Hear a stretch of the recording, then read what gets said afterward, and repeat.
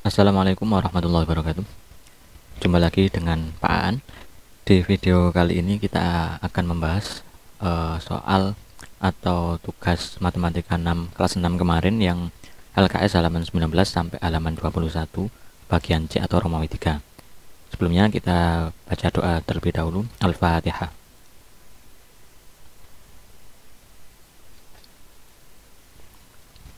Selesai.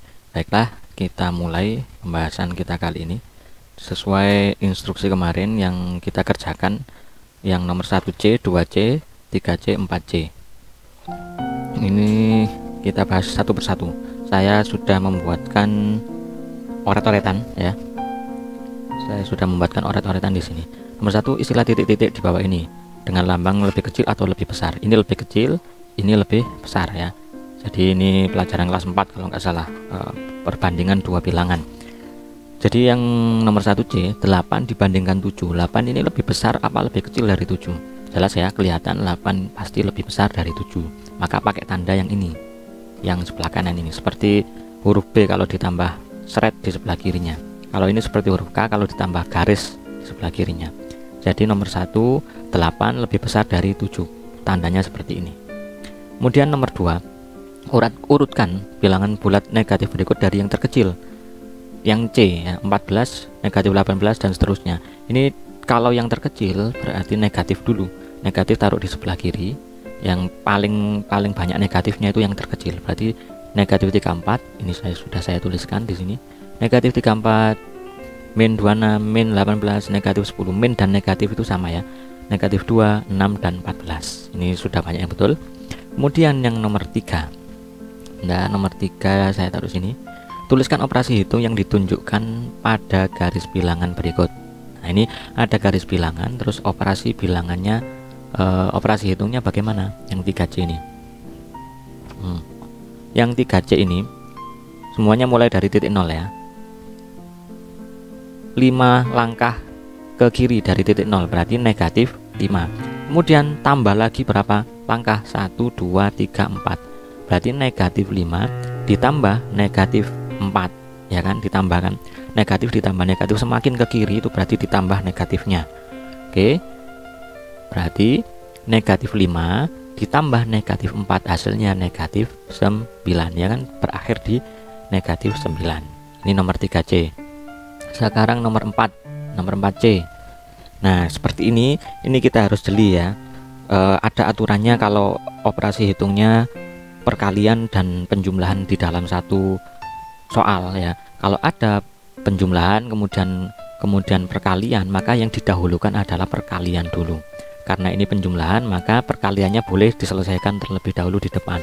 Tapi kalau ini pengurangan, maka yang depan tetap 329.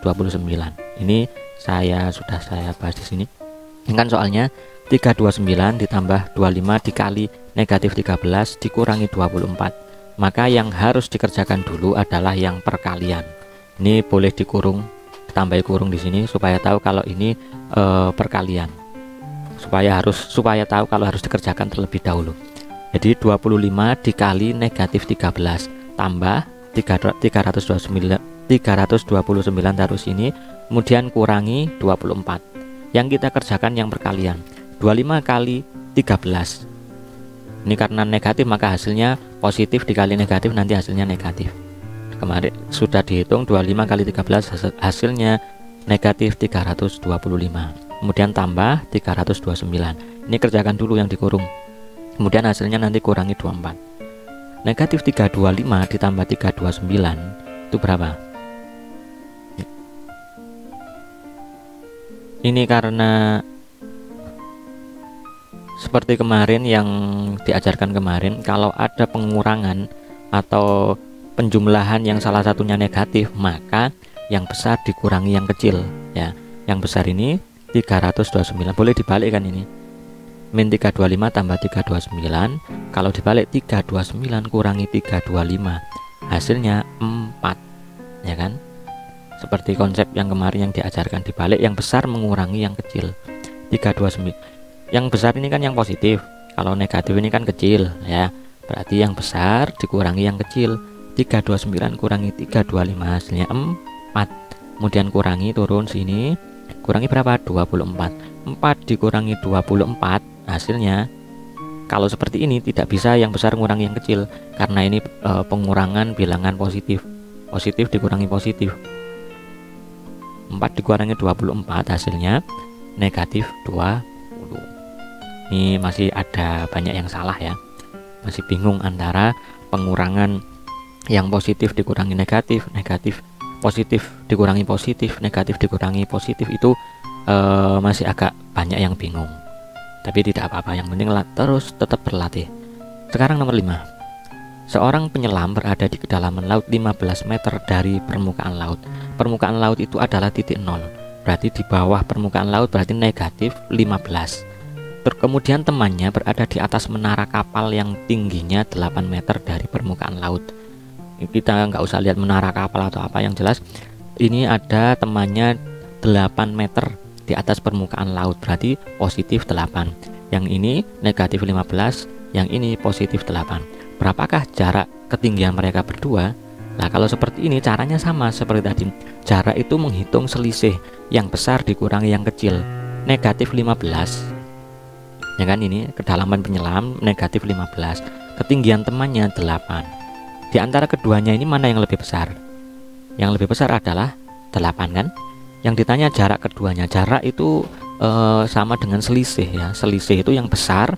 Pokoknya kalau ada kata-kata selisih, yang besar itu kurangi yang kecil. Di sini yang besar adalah 8. Berarti 8 dikurangi negatif 15. Nah, kalau ada soal seperti ini, negatif ketemu negatif. 8 dikurangi negatif 15, ini kan ada min ketemu min. Ini sama dengan min kali min, perkalian min itu hasilnya positif.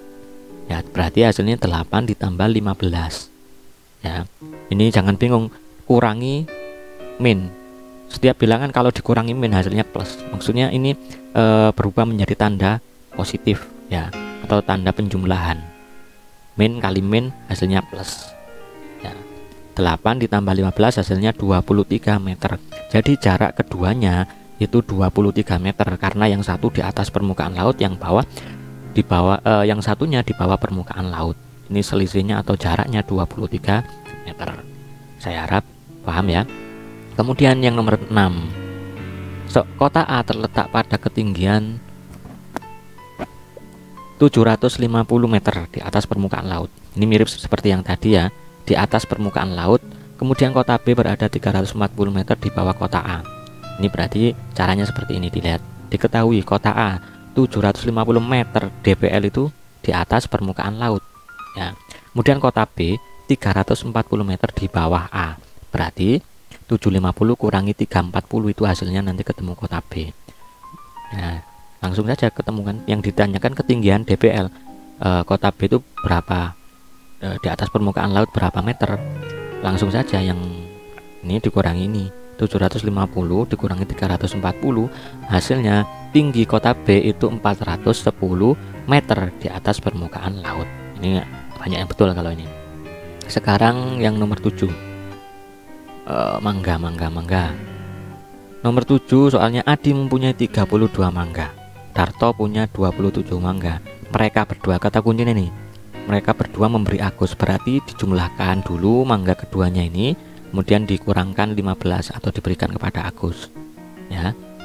Mangga Adi 32, mangga Darto 27, diberikan Agus 15.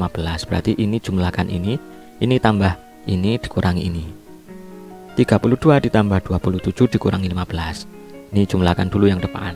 32 tambah 27, 2 ditambah 7 9, 2 ditambah 3 5. Satuan ditambah satuan, puluhan ditambah puluhan. Satuannya 7 tambah 2 9, puluhan 2 ditambah 3 5, 59 dikurangi 15. Satuan dikurangi satuan, 9 dikurangi 5 4, puluhan dikurangi puluhan, 5 dikurangi 1 4, 44. Jadi sisa mangganya adalah 44. Sekarang nomor 8. Nomor 8 di sini mana.